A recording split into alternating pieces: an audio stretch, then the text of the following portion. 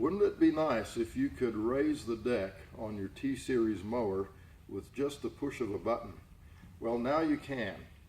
Hi, I'm Ken with Fluid Pro, and today I want to show you how to install a Pro-Tilt system on this Walker mower.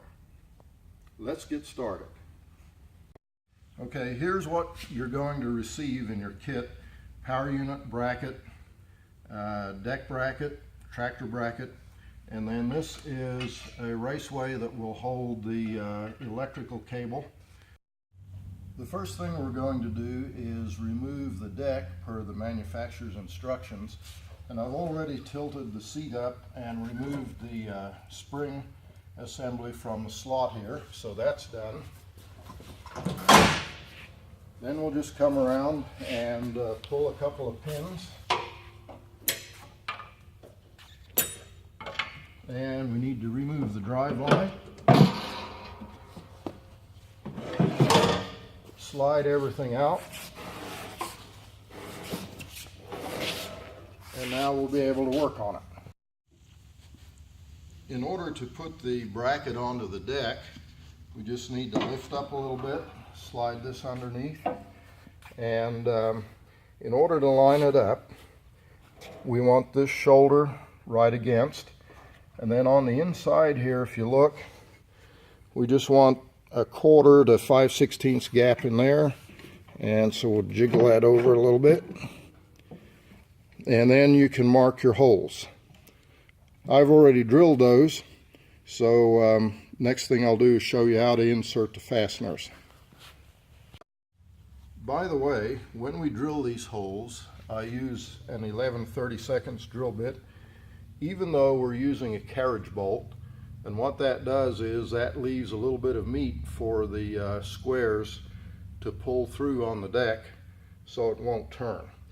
The reason we want to use a carriage bolt, especially here, we're in the grass catching area duct underneath here, and we don't want the grass to build up on anything, and so we just reach in under here and put the carriage bolt in,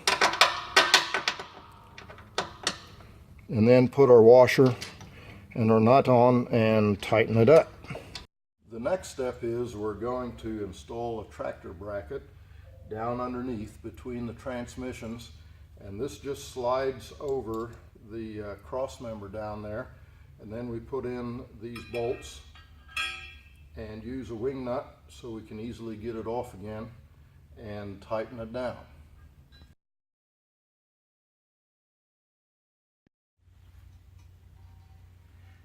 We're going to install the power unit bracket in this area using these 2 existing bolts, but before we do anything electrical, we need to disconnect the battery. And you can see here I've already removed the ground wire, and so everything will be dead. The next thing to do is we're going to remove the positive wire, and you can see I've loosened that up, and we also will remove this wire from the battery to the breaker because we're going to rewire. In order to mount our bracket using these 2 holes and these 2 bolts, we have to remove these 2 factory bolts. So I found it convenient just to use a lineup tool, and then I'll remove my bolt there. So if we pry on our lineup tool, we can get that bolt to go in, and then we'll put the second one in. Once everything's aligned, then the final touch is we're going to put a self-drilling screw back here and just zip it in. Before you install the power unit, now is a good time to put the oil in that came in the kit. Once you do that, it's pretty easy, but there's a little bit of a trick. If you lay it in like so and just roll it in, it'll set right in. There are 2 5/16 bolts that go in the back to hold the power unit. Something you need to be aware of, we use a star washer on this because this is a ground path, and we need the star washer to cut through that powder coat in order to get a good ground. So put them in and snug them up. The next step is we're going to install the electrical bracket, and this bracket goes up underneath between the frame and the fuel tank.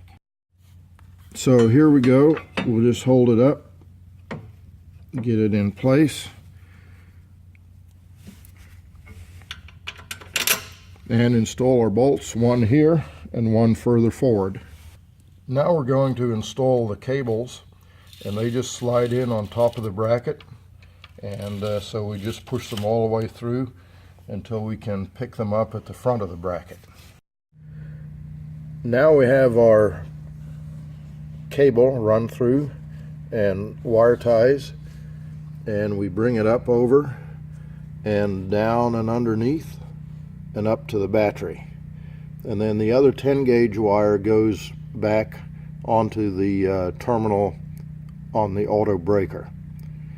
I also have a wire tie that's a little hard to see, that's back down underneath here. And by the way, we want this wire to run underneath here because we have a piece right here that has a sharp edge on it, and if you run it over the top here, it's likely that that sharp edge could dig into and cause a short. At the back end here, we have our cable run through as well. We have it wire tied onto the bracket. We have a loom clamp and a hole provided with a 1/4 inch bolt here, and then runs on up to the power unit itself. Our final step on the electrical is we've put the red and black plastic boots back on and wire tied them down. Now we're going to install a hydraulic cylinder. The hose goes down on the underneath side, and our cylinder pins back here. The easiest way to get the pin in is just to reach underneath here and feed it in from the outside.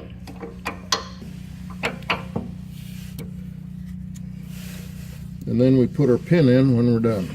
In order to install this half of the hydraulic hose, we just feed it in up over the frame, and then we're going to attach it back here to the fitting that comes out of the power unit.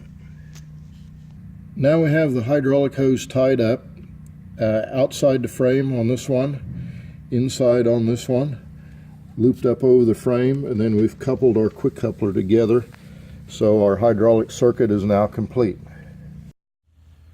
Now we're going to reassemble the deck onto the tractor per the manufacturer's instructions.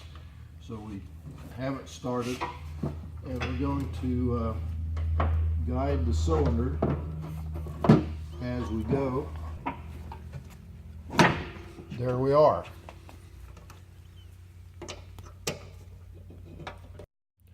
Okay, we're finished. We've attached our hydraulic cylinder here, put the pin in and the keeper, and so we're ready to try it out.